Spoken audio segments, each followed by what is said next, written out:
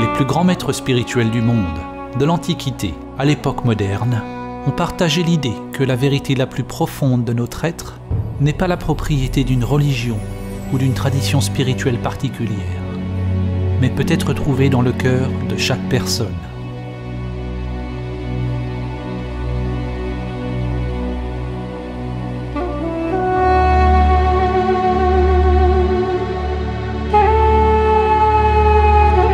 Le poète Rumi a dit « Où est cette lune qui jamais ne se lève ou ne se couche? Où est cette âme qui n'est ni avec ni sans nous? Ne dites pas qu'elle est ici ou là. Toute création est cela, mais seuls aux yeux qui peuvent voir. »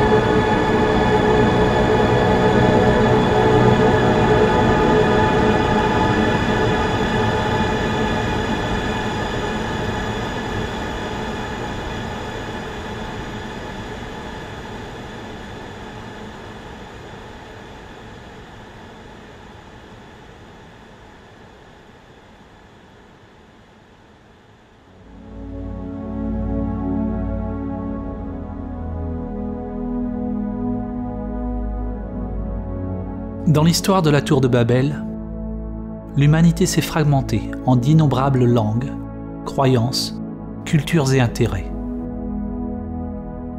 Babel signifie littéralement la porte de Dieu. La porte est notre intellect, nos structures conditionnées.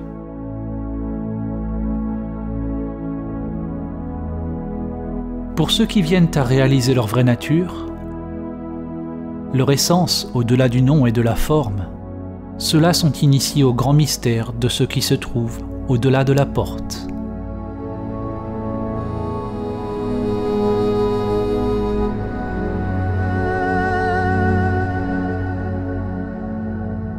Une ancienne parabole, la parabole de l'éléphant, a été utilisée pour décrire comment diverses traditions donnent toute la direction vers une seule grande vérité.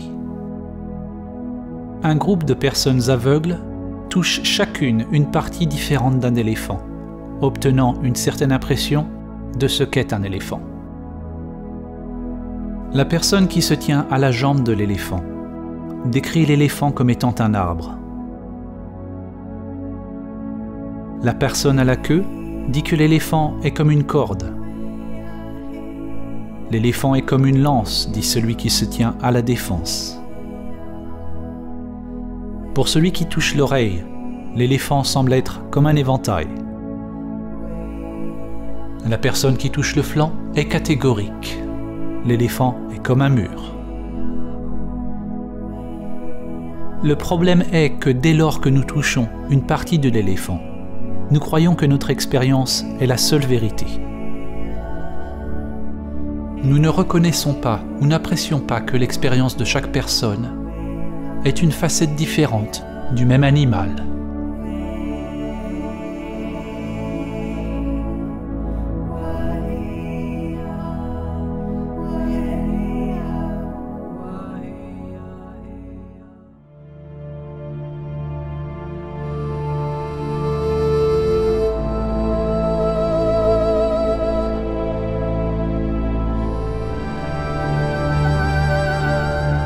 La philosophie pérenne ou éternelle est un entendement que toutes les traditions spirituelles ou religieuses partagent une seule vérité universelle, une réalité mystique ou transcendante, sur laquelle toutes les connaissances et doctrines spirituelles se fondent.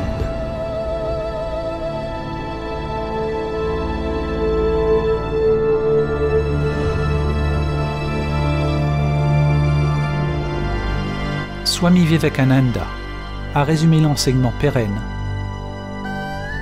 en disant que la fin de toutes les religions est la réalisation de Dieu dans l'âme. C'est là l'unique religion universelle.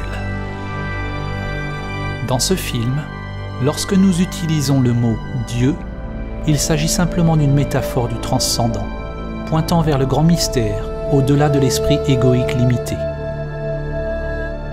Réaliser le soi véritable ou soi immanent, c'est réaliser notre nature divine. Chaque âme a le potentiel de manifester un nouveau niveau de conscience supérieure afin de se réveiller de son sommeil et de son identification avec la forme.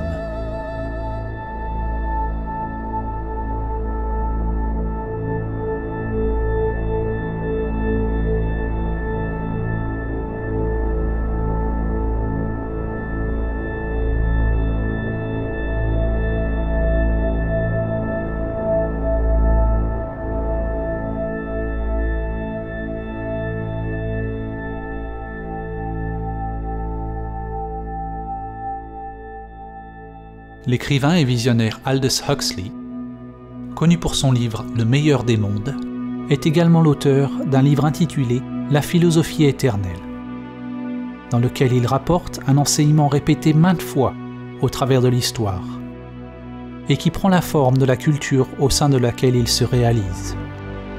Il écrit « La philosophie pérenne est exprimée le plus succinctement dans la formule sanskrite « Tat Tvam Asi ». Tu es cela. L'Atman, ou soi immanent éternel, est un avec Brahman, le principe absolu de toute existence. Et la fin dernière de tout être humain est de découvrir ce fait pour lui-même, pour savoir qui il ou elle est vraiment.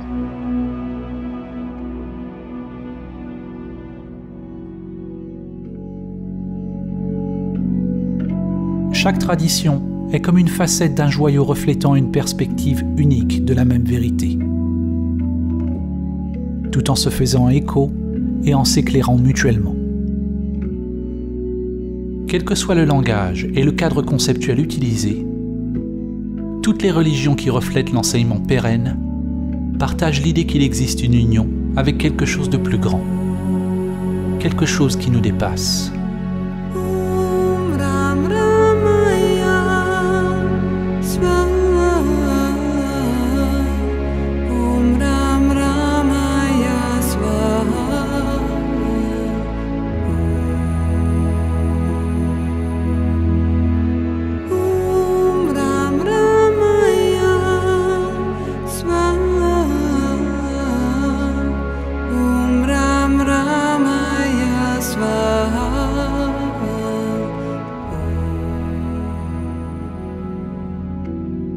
Il est possible d'apprendre et d'intégrer les enseignements d'une ou de plusieurs sources, sans s'identifier avec ceux-ci. Il est dit que tous les vrais enseignements spirituels sont simplement des doigts pointant vers la vérité transcendante. Si nous nous attachons au dogme, à l'enseignement, pour leur réconfort, nous serons retardés dans notre évolution spirituelle. Réaliser la vérité au-delà de tout concept, c'est abandonner toute accroche et attachement. Abandonner tous les concepts religieux.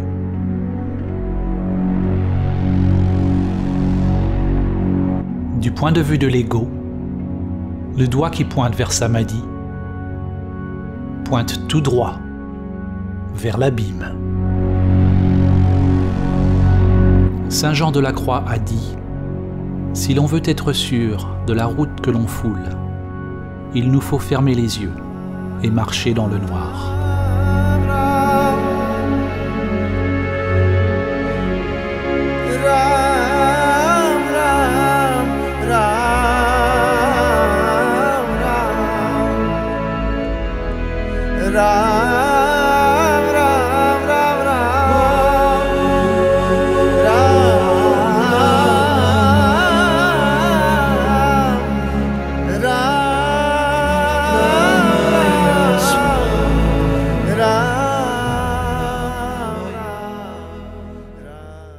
Samadhi begins with a leap into the unknown.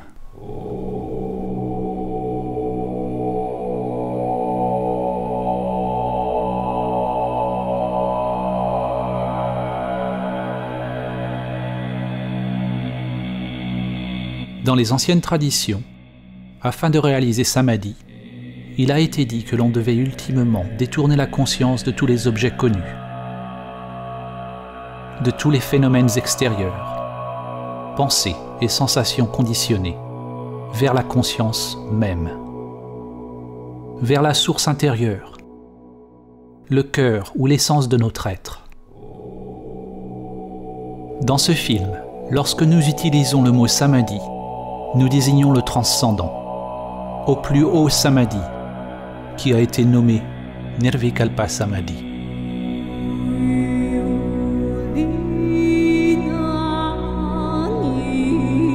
En Nirvikalpa Samadhi se trouve la cessation de l'activité de soi, de toute recherche et action. Nous ne pouvons parler de ce qui disparaît qu'à mesure que nous nous en approchons, et de ce qui réapparaît lorsque nous en revenons. Il n'y a ni perception, ni non-perception, ni chose, ni absence de chose, ni conscience, ni inconscience. Un absolu insondable et impénétrable pour l'intellect.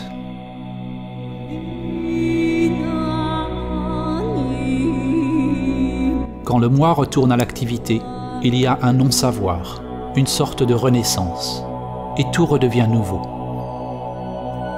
Il nous reste le parfum du divin, qui subsiste plus longtemps, à mesure que l'on évolue sur le chemin.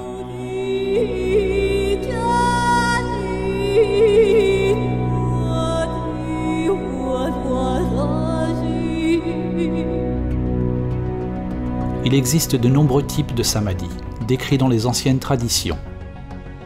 Et la langue a créé beaucoup de confusion au cours des années. Nous choisissons d'utiliser le mot samadhi pour désigner l'union transcendante. Mais nous aurions pu utiliser aussi facilement un mot provenant d'une autre tradition.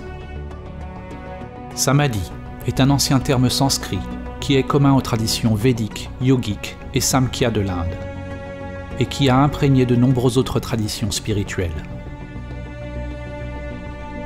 Samadhi est le 8e membre des 8 membres du yoga de Patanjali et la 8e partie du noble chemin octuple de Bouddha. Le Bouddha utilisait le mot nirvana, la cessation de vana, ou la cessation de l'activité de soi. Patanjali a décrit le yoga ou samadhi comme Chitta Vritti Nirodha, le sanskrit signifiant cessation du tourbillon ou spirale du mental. C'est un démêlage de la conscience, de toute la matrice ou créatrix de l'intellect.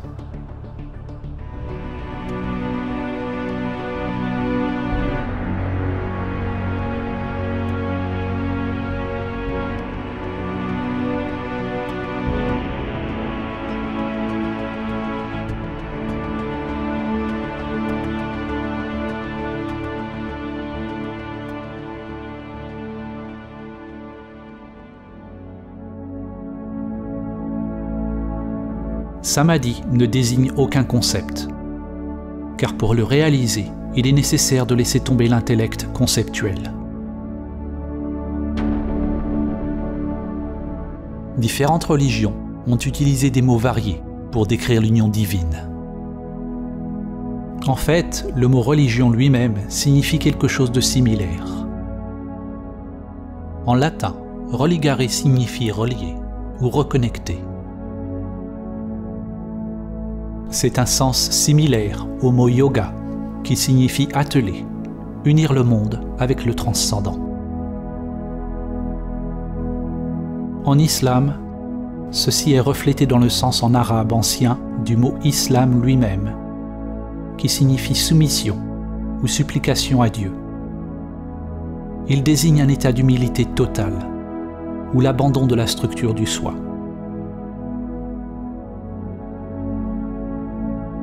les mystiques chrétiens, tels que saint François d'Assise, sainte Thérèse d'Avila et saint Jean de la Croix, décrivent une union divine avec Dieu, le royaume intérieur de Dieu. Dans l'évangile de Thomas, le Christ a dit « Le royaume n'est pas par ici ou par là. En vérité, le royaume du Père s'étend sur la terre, mais les hommes ne le voient pas. » Les œuvres des philosophes grecs, Platon, Plotin, Parménide et Héraclite, vues à travers l'objectif de l'enseignement pérenne, nous dirigent vers la même sagesse. Plotin nous apprend que le plus grand effort humain est de guider l'âme humaine vers l'état suprême de perfection et d'union avec l'un.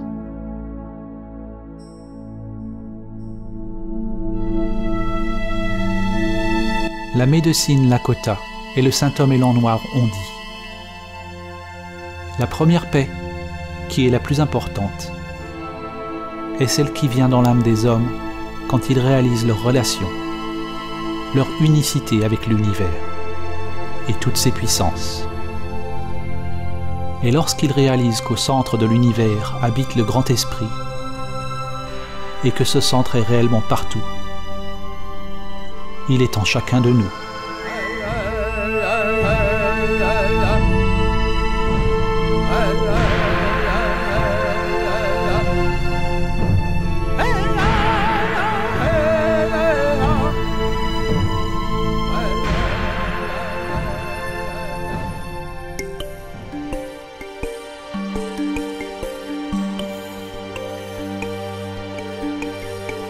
Sur le chemin de l'éveil, à moins que nous soyons en samadhi, il y a toujours deux polarités, deux portes dans lesquelles on peut entrer,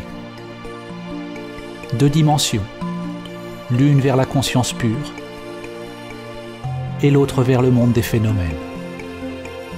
Le courant ascendant vers l'absolu et le courant descendant vers Maya et tout ce qui se manifeste, à la fois vu et invisible. La relation entre relatif et absolu pourrait être résumée dans la citation suivante de Sri Nisargadatta Maharaj. La sagesse est de savoir que je ne suis rien. L'amour est de savoir que je suis tout. Et entre les deux, ma vie fluctue.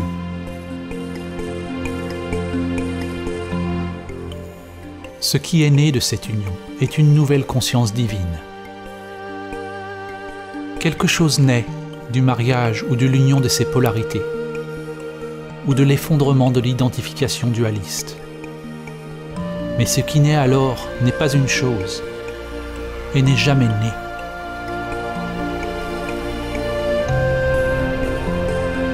La conscience fleurit et crée quelque chose de nouveau, que l'on pourrait nommer une Trinité éternelle. Dieu le Père, le transcendant, inconnaissable et immuable, est uni au divin féminin, qui est tout ce qui change.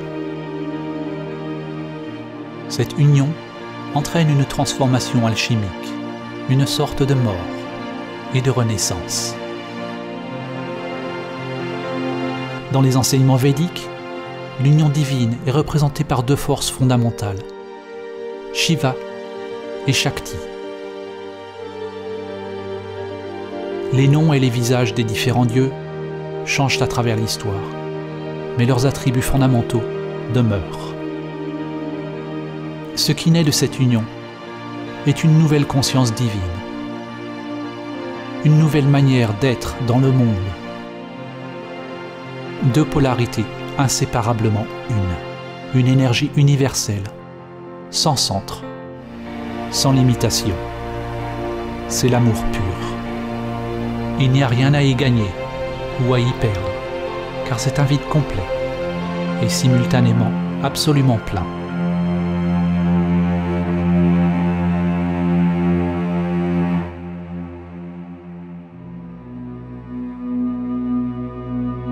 Que que ce soit les écoles de mystère de la Mésopotamie,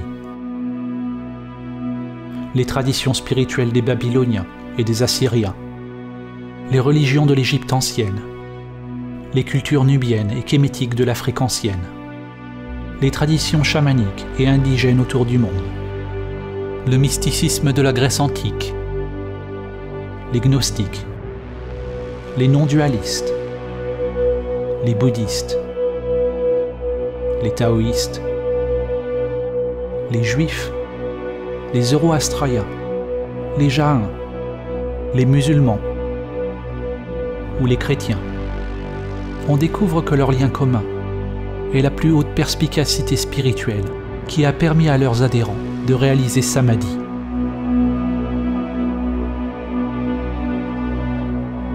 Le mot Samadhi lui-même désigne la réalisation de la similitude ou unité en toute chose. Il signifie union. C'est unir tous les aspects de vous-même. Mais ne confondez pas la compréhension intellectuelle avec la véritable réalisation de Samadhi. C'est votre tranquillité immobile, votre vacuité qui unit tous les niveaux de la spirale de la vie.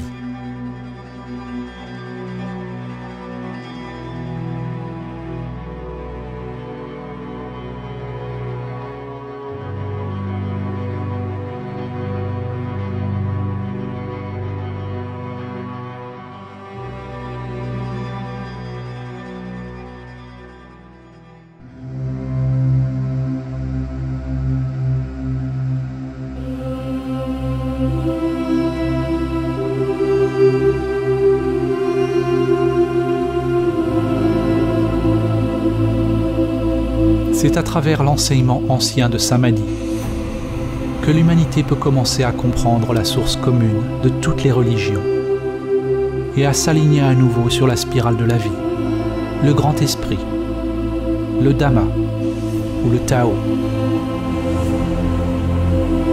La spirale est le pont qui s'étend du microcosme au macrocosme.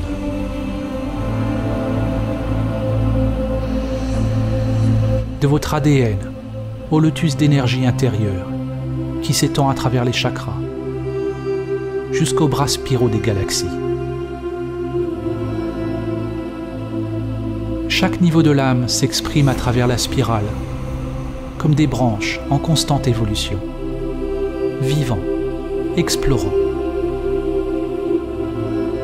Le vrai Samadhi réalise la vacuité de tous les niveaux du soi, toutes les enveloppes de l'âme. La spirale est le jeu sans fin de la dualité et du cycle de la vie et de la mort.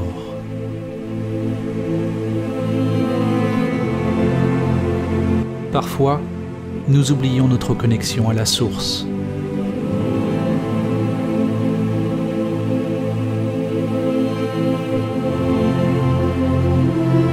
L'objectif au travers duquel nous voyons est très étroit et nous nous identifions à une créature limitée qui rampe sur la terre, seulement pour accomplir une fois de plus le voyage de retour à la source,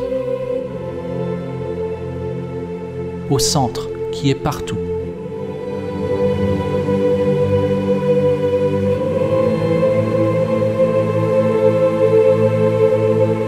Chuang Tzu a dit, quand il n'y a plus de séparation entre ceci et cela, on l'appelle le point immobile du Tao, au point stationnaire, au centre de la spirale. On peut voir l'infini en toute chose.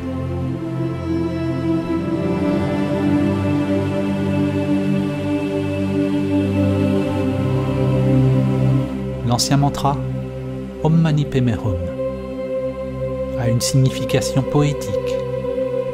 On s'éveille, on réalise le joyau au sein du lotus.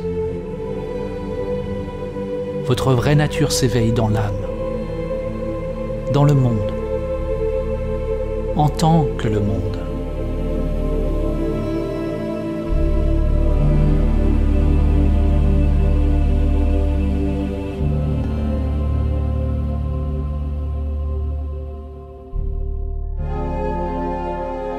en utilisant le principe hermétique, ainsi en haut, tel en bas, ainsi en bas, tel en haut. Nous pouvons utiliser des analogies pour commencer à comprendre la relation entre l'esprit et l'immobile, le relatif et l'absolu.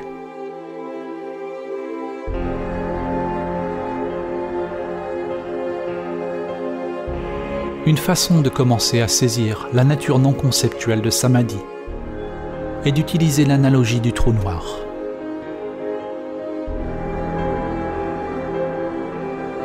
Un trou noir est traditionnellement décrit comme une région de l'espace avec un champ gravitationnel massif et si puissant qu'aucune lumière ou matière ne peut s'en échapper.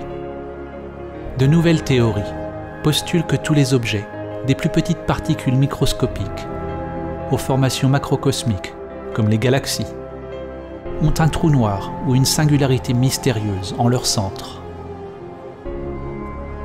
Dans cette analogie, nous allons utiliser cette nouvelle définition d'un trou noir comme étant le centre qui est partout.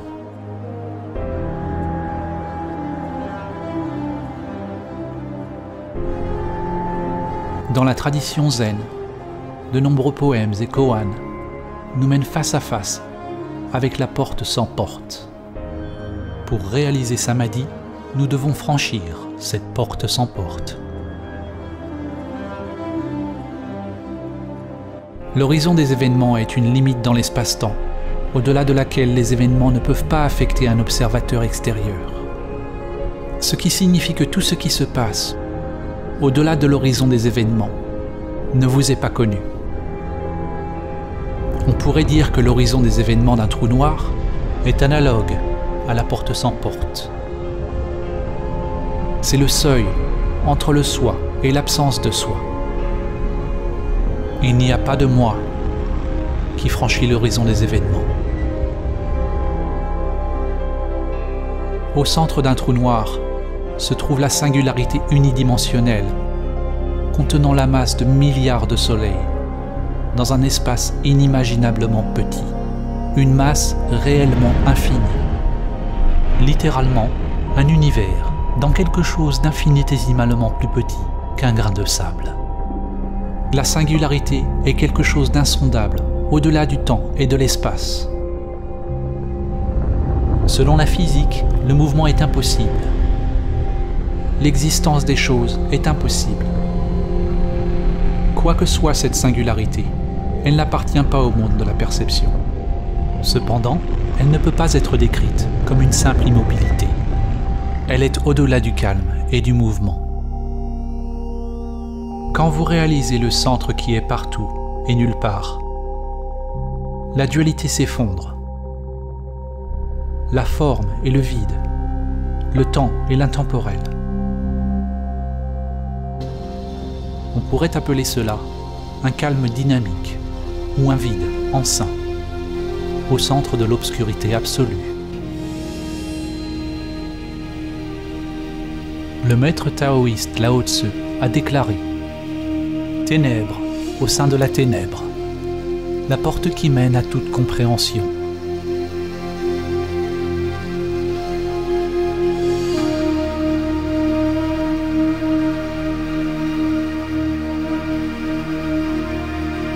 Le mythologue comparatif et écrivain Joseph Campbell décrit un symbole récurrent, une partie de la philosophie éternelle qu'il appelle Axis Mundi, le point central ou la plus haute montagne, le pôle autour duquel tout gravite, le point où calme et mouvement sont joints. De ce centre est réalisé un puissant arbre à fleurs, un arbre de la Bodhi qui rejoint tous les mondes.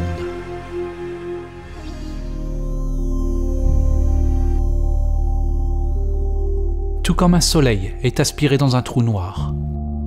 Quand vous approchez de la grande réalité, votre vie commence à tourner autour d'elle et vous commencez à disparaître.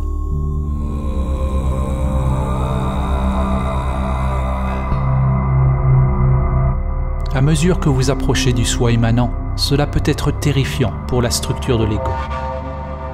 Les gardiens de la porte sont là pour tester ceux dans leur voyage. Il faut être prêt à faire face à ses plus grandes peurs et en même temps accepter notre pouvoir inhérent afin d'apporter la lumière aux terreurs inconscientes et à la beauté cachée à l'intérieur. Si votre intellect n'est pas ému, s'il n'y a pas de réaction du soi, alors tous les phénomènes produits par l'inconscient surgissent et s'évanouissent. C'est le point dans le voyage spirituel où la foi est le plus nécessaire. Qu'entendons-nous par foi ? La foi n'est pas la même chose que la croyance. La croyance, c'est accepter quelque chose au niveau de l'intellect pour apporter confort et assurance.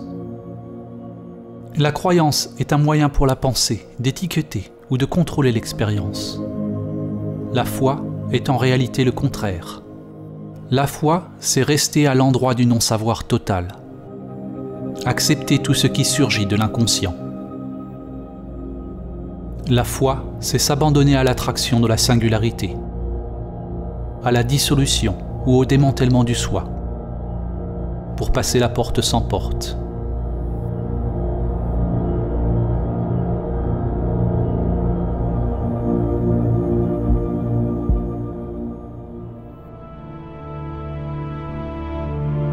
L'évolution et la structure d'une galaxie sont étroitement liées à l'échelle du trou noir en son centre, tout comme votre évolution est liée à la présence du soi immanent, la singularité, qui est votre vraie nature. Nous ne pouvons pas voir le trou noir, mais nous pouvons le connaître par la manière dont les choses se déplacent autour de celui-ci, par la façon dont il interagit avec la réalité physique. De même, nous ne pouvons pas voir notre vraie nature. Le moi immanent n'est pas une chose, mais nous pouvons observer une action illuminée. Comme le disait le maître zen Suzuki, il n'y a pas à proprement parler de gens illuminés. Il n'y a qu'une activité illuminée.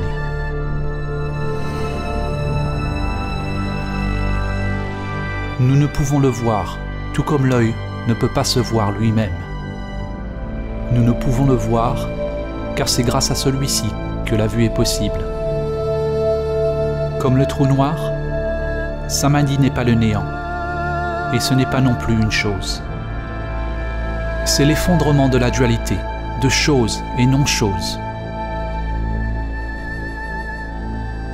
Il n'y a pas de porte pour entrer dans la grande réalité, mais il y a des chemins infinis. Les chemins, les dharmas, sont comme une spirale sans fin, sans commencement ni fin. Personne ne peut passer la porte sans porte. Personne n'a jamais compris comment, et personne ne le fera jamais. Personne ne peut passer la porte sans porte. Alors, soyez personne.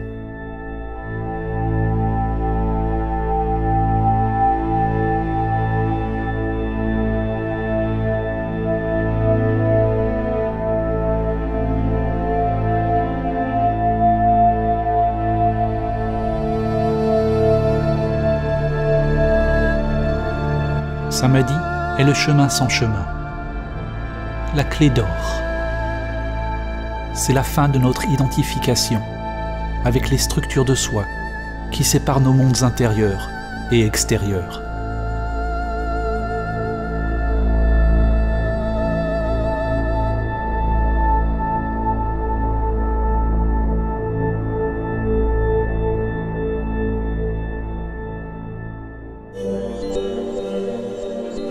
Il existe de nombreux modèles de développement qui décrivent les couches ou les niveaux de structure du soi. Nous allons utiliser un exemple qui est très ancien. Dans les Upanishads, les couches qui recouvrent l'Atman ou l'âme sont appelées koshas. Chaque kosha est comme un miroir, une couche de la structure du soi. Un voile ou un niveau de maya qui nous détourne de la réalisation de notre vraie nature si nous sommes identifiés avec celle-ci. La plupart des gens voient les réflexions et croient que c'est ce qu'ils sont. Un miroir reflète la couche animale, le corps physique. Un autre miroir reflète votre mental, vos pensées, vos instincts et vos perceptions. Un autre, votre énergie intérieure, ou prana, que vous pouvez observer lorsque vous vous tournez vers l'intérieur. Un autre miroir réfléchit sur le niveau de l'imaginal, qui est la couche du mental supérieur, ou de la sagesse. Et il y a des niveaux de béatitude transcendantale, ou non-duelle, ressentis à l'approche de Samadhi. Il y a potentiellement d'innombrables miroirs, ou aspects de soi que l'on peut différencier, et ils changent constamment.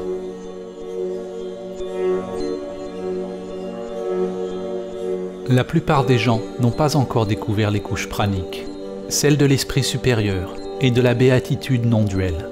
Ils n'en connaissent même pas l'existence. Ces couches informent votre vie, mais vous ne les voyez pas. Les miroirs cachés informent vraiment nos vies plus que ceux qui sont visibles. Ils sont invisibles car pour la plupart des gens, ils ne sont pas complètement illuminés par la conscience. Tout comme le filet de joyaux d'Indra, les miroirs se reflètent tous les uns les autres, et les réflexions reflètent toutes les autres réflexions, à l'infini. Un changement sur un niveau affecte simultanément tous les niveaux.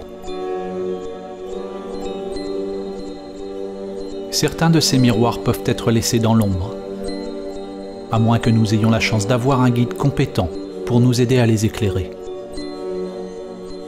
La vérité est que nous ne savons pas ce que nous ne savons pas. Maintenant,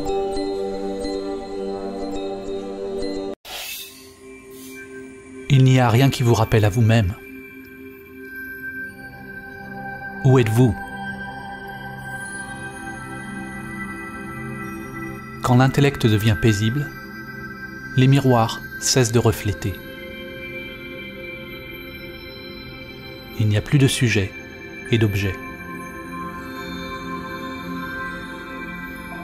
Mais ne confondez pas l'état primordial avec le néant ou l'oubli.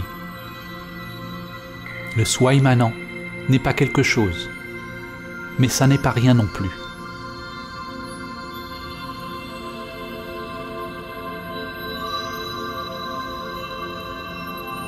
La source n'est pas une chose, c'est le vide ou le calme lui-même. C'est un vide qui est la source de toute chose. La forme est réalisée exactement comme le vide. Le vide est réalisé exactement comme la forme. Cette source est le grand ventre de la création, enceint de toutes les possibilités.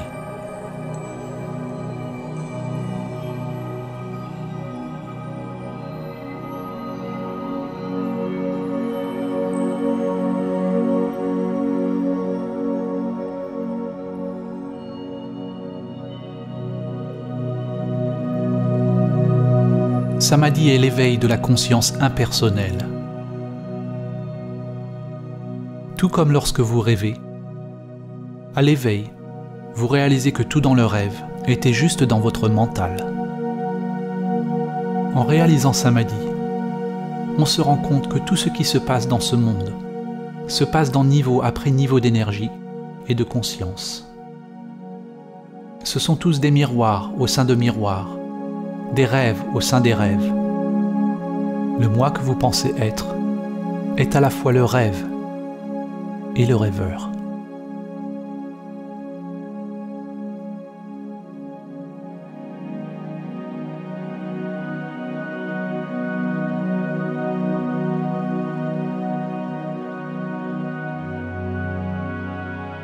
Tout ce que nous disons dans ce film, laissez-le partir. Ne le capturez pas avec l'intellect. L'âme rêve. Vous rêve. Le rêve est tout ce qui change. Mais il est possible de réaliser l'immuable.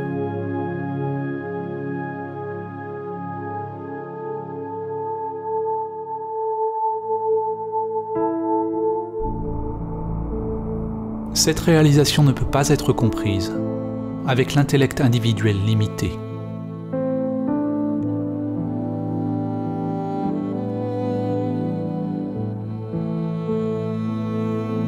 Lorsque l'on revient de Nirvikalpa Samadhi, les miroirs commencent à nouveau à refléter. Et l'on réalise alors que le monde dans lequel nous pensons vivre est en fait nous-mêmes.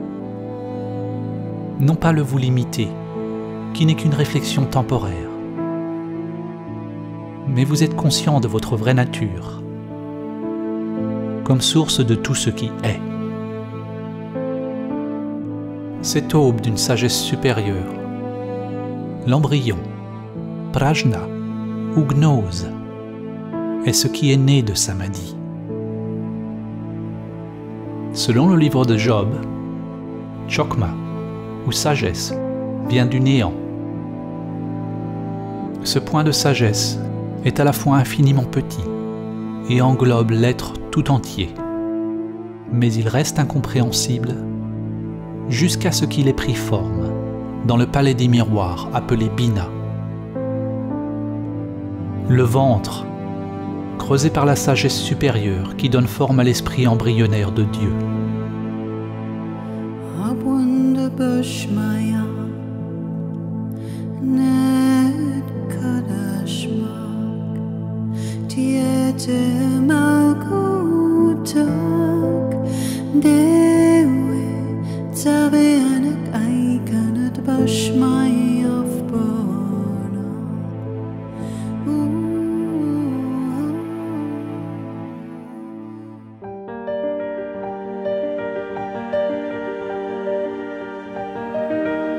L'existence des miroirs ou l'existence du mental n'est pas un problème.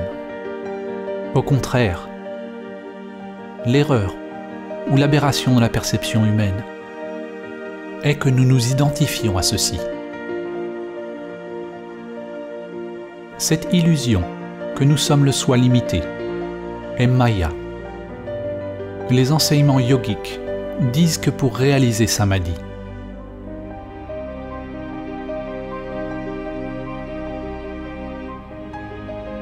jusqu'à ce que vous disparaissiez en lui, ou lui en vous. Bien que le langage employé dans les diverses traditions soit dissemblable, à leur racine, tous indiquent une cessation de l'identification avec le soi et de l'activité centrée sur soi-même. Le Bouddha a toujours enseigné en termes négatifs. Il a préconisé d'enquêter directement sur le fonctionnement de la structure de soi. Il n'a pas dit ce qu'est Samadhi, juste qu'il s'agit de la fin de la souffrance. Dans l'Advaita Vedanta, on trouve le terme neti, neti, qui signifie pas ceci, pas cela. Les gens, sur le chemin de la réalisation de soi, s'interrogent sur leur vraie nature, ou sur la nature de Brahman, en découvrant d'abord ce qu'ils ne sont pas. De même, dans le christianisme, sainte Thérèse d'Avila a décrit une approche de la prière basée sur le chemin négatif, ou via negativa.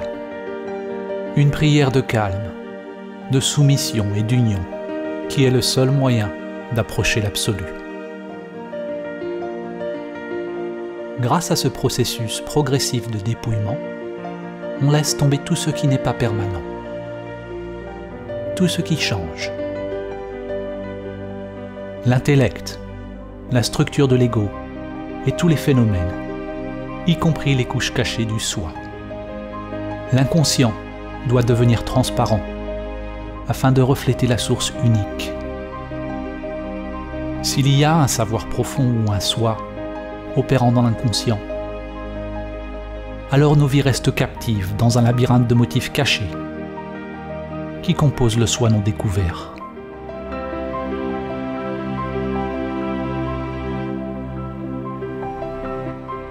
Quand toutes les couches de soi se révèlent vides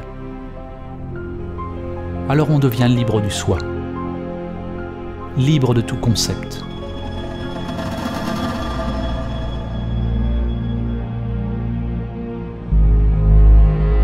Un tournant dans votre évolution est lorsque vous réalisez que vous ne savez pas qui vous êtes. Qui éprouve le souffle? Qui éprouve le goût? Qui éprouve le chant, le rituel, la danse, la montagne? Soyez le témoin du témoin. Observez l'observateur. Au début, lorsque vous observez l'observateur, vous ne verrez que le faux moi. Mais si vous persistez, il cédera.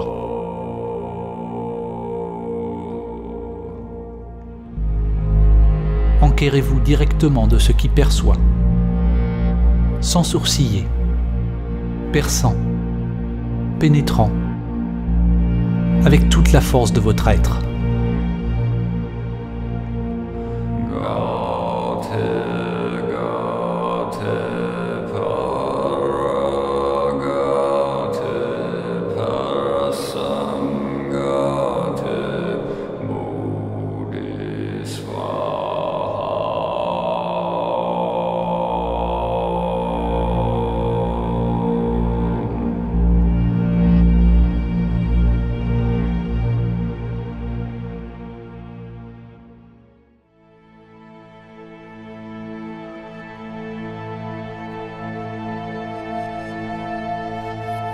Il n'y a pas de soi qui se réveille.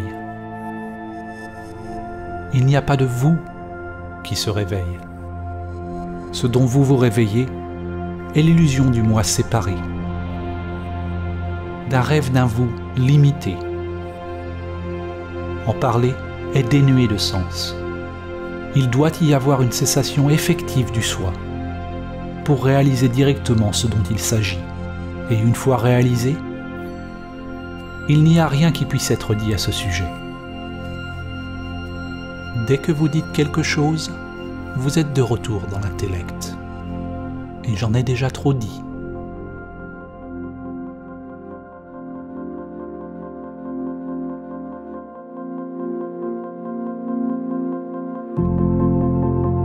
Nous avons normalement 3 états de conscience: l'éveil, rêver et le sommeil profond. Samadhi est parfois appelé le 4e état, l'état fondamental de la conscience, un éveil primordial qui peut devenir continuellement présent et parallèle aux autres états de conscience. Dans le Vedanta, on l'appelle Turiya. D'autres termes pour Turiya sont la conscience du Christ, la conscience de Krishna, la nature de Bouddha, ou Sahaja Samadhi.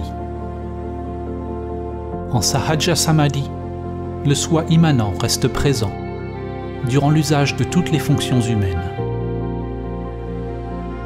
L'immuable est immobile au centre de la spirale des phénomènes changeants. Les pensées, les sentiments, les sensations et l'énergie tournent autour du centre, sur la circonférence. Mais le degré de calme ou de « je suis » persiste pendant l'activité extérieure, exactement comme durant la méditation.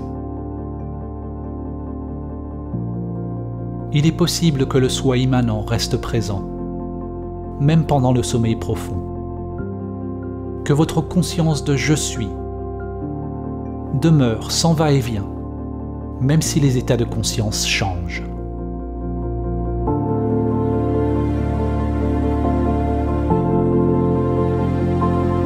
C'est le sommeil yogique. Dans le Cantique des Cantiques, ou le Cantique de Salomon de la Bible hébraïque ou de l'Ancien Testament, il est écrit « Je dors, mais mon cœur veille ». Cette réalisation de la conscience éternelle et impersonnelle est reflétée dans les paroles du Christ quand il a dit «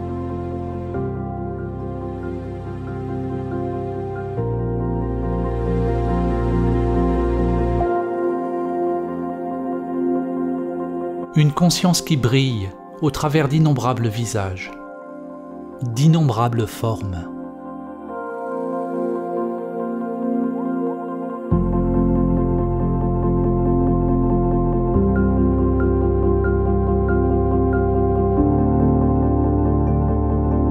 Au commencement, c'est une flamme fragile, née des polarités en vous. Le masculin, pénétrant la conscience, avec soumission, ou l'ouverture de l'énergie féminine.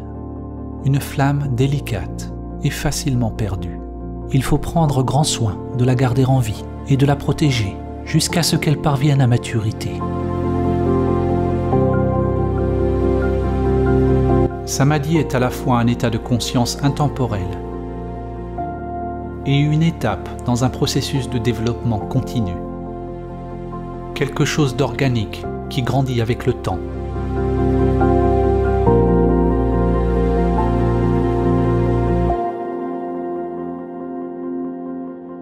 À mesure que l'on passe de plus en plus de temps en samadhi, dans le présent, dans l'intemporel, on prend de plus en plus la guidance du cœur, de l'âme ou de l'atman, et moins de la structure conditionnée.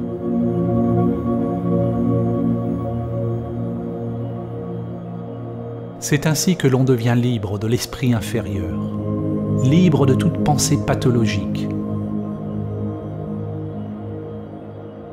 Le câblage interne change. L'énergie ne circule plus inconsciemment dans les vieilles structures conditionnées. Ce qui est une autre façon de dire que l'on n'est plus identifié avec la structure de soi, avec le monde extérieur de la forme.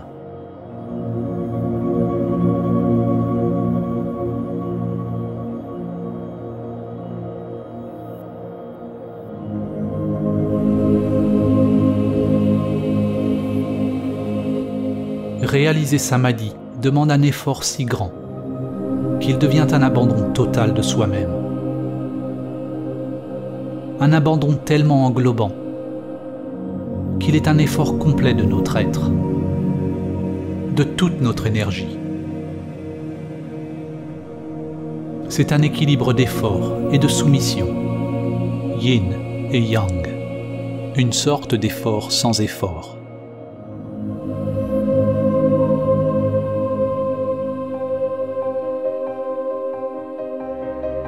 Le mystique indien et yogi Paramahamsa Ramakrishna a dit « Ne cherchez pas l'illumination, à moins que vous ne la cherchiez comme quelqu'un dont les cheveux sont en feu cherche un étang.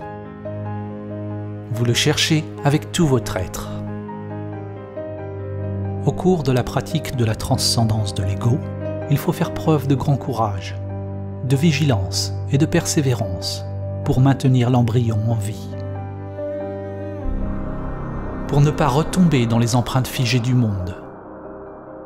Cela requiert une volonté d'aller contre le courant, contre l'écrasement inexorable de la matrice, le broiement des roues de samsara. Chaque souffle, chaque pensée, chaque action ayant pour seul but de réaliser la source. Samadhi n'est pas réalisé par l'effort, ni en l'absence d'effort. Laisser tomber l'effort et le non-effort est une dualité qui n'existe que dans l'intellect. La véritable réalisation de samadhi est si simple et si indifférenciée qu'elle est toujours mal interprétée à travers un langage intrinsèquement dualiste. Il n'y a qu'une seule conscience primordiale qui se réveille, comme étant le monde, mais elle a été obscurcie par de nombreuses couches mentales. Comme le soleil caché derrière les nuages, à mesure que chaque couche mentale est abandonnée, son essence est révélée.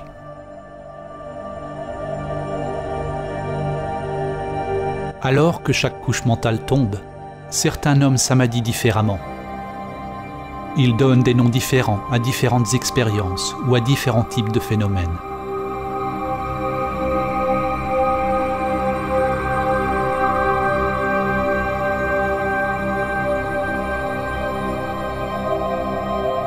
Mais samadhi est si simple que lorsque l'on vous dit ce dont il s'agit et comment le réaliser, votre intellect le manquera toujours. En réalité, Samadhi n'est ni simple, ni compliqué. Seul l'intellect le voit ainsi. Lorsqu'il n'y a pas de pensée, il n'y a pas de problème, car la pensée est ce qui doit s'arrêter avant qu'il soit réalisé. Mais il ne s'agit pas du tout de quelque chose qui arrive.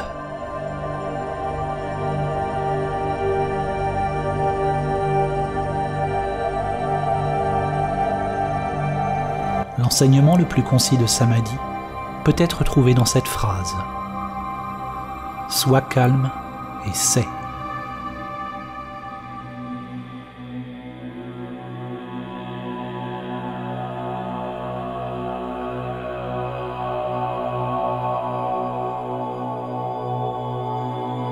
Comment pouvons-nous utiliser mots et images pour transmettre le calme? Comment pouvons-nous transmettre le silence en faisant du bruit? Plutôt que de parler de Samadhi en tant que concept intellectuel. Ce film est un appel radical à l'inaction, un appel à la méditation, au silence intérieur et à la prière intérieure. Un appel à stopper.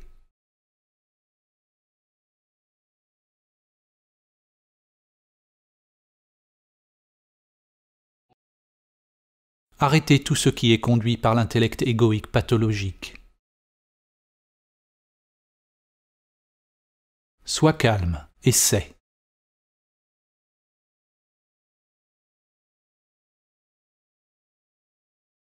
Personne ne peut vous dire ce qui émergera du calme. C'est un appel à l'action qui vient du cœur spirituel.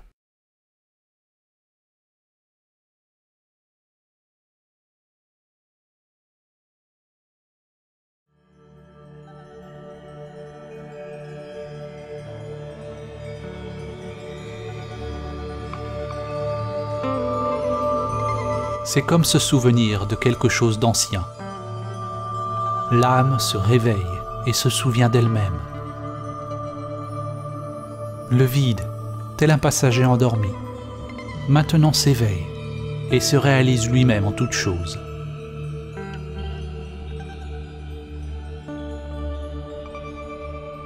Vous ne pouvez pas imaginer ce qu'est Samadhi avec l'intellect égoïque limité.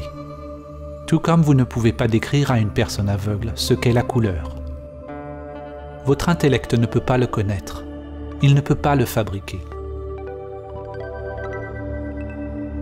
Réaliser Samadhi, c'est voir d'une manière différente. Non pas voir des choses séparées, mais reconnaître celui qui voit.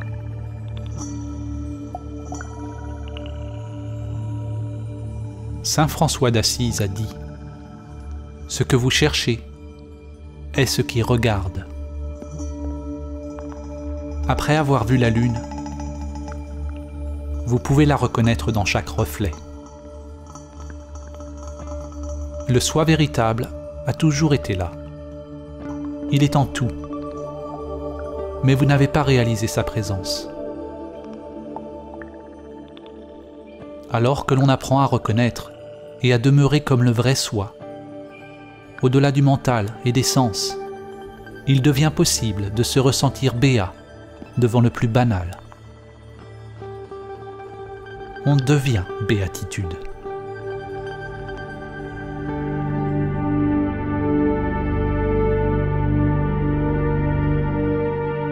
N'essayez pas d'être exempt de désir, car vouloir être exempt de désir est un désir. Vous ne pouvez pas tenter d'être immobile, car votre effort même est mouvement.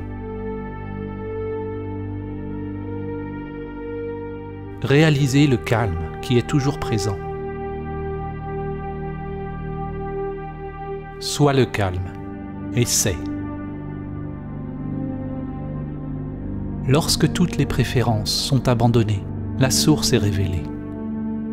Mais ne vous attachez pas, même à la source. La grande réalité, Tao, n'est pas un, pas deux. Ramana Maharshi a dit « Le soi n'est qu'un ». S'il est limité, c'est l'ego. S'il est illimité, il est infini et est la grande réalité.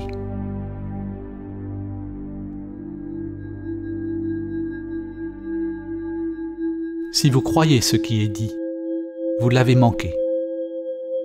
Si vous n'y croyez pas, vous l'avez également manqué.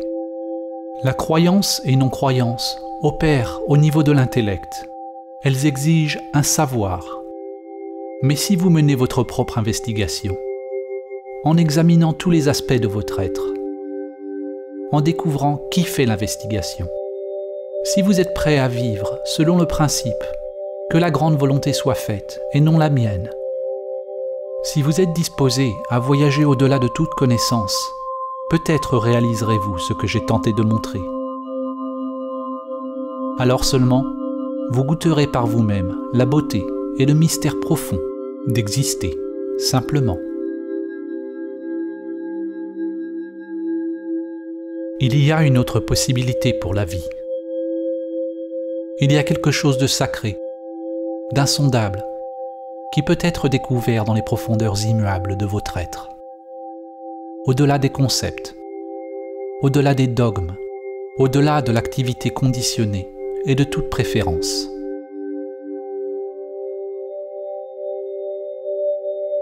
On ne l'acquiert pas avec des techniques, des rituels ou des pratiques. Il n'y a pas de comment l'obtenir. Il n'y a pas de système, il n'y a pas de chemin vers le chemin.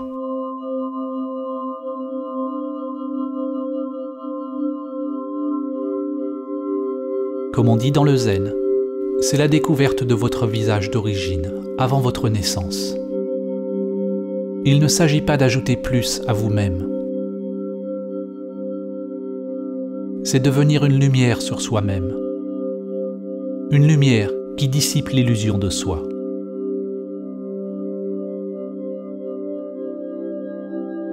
La vie restera toujours inaccomplie. Et le cœur restera toujours agité. Jusqu'à ce qu'il se repose dans ce mystère, au-delà du nom et de la forme.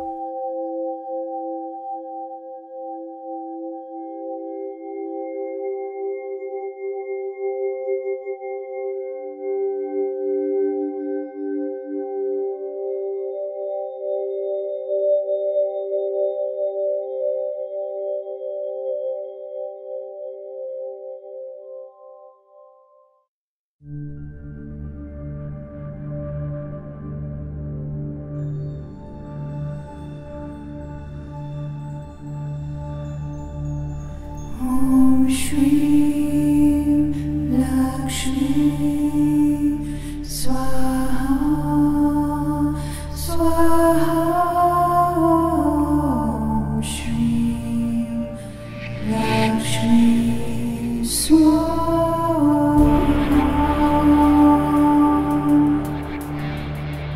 Om Shri Lakshmi Swaha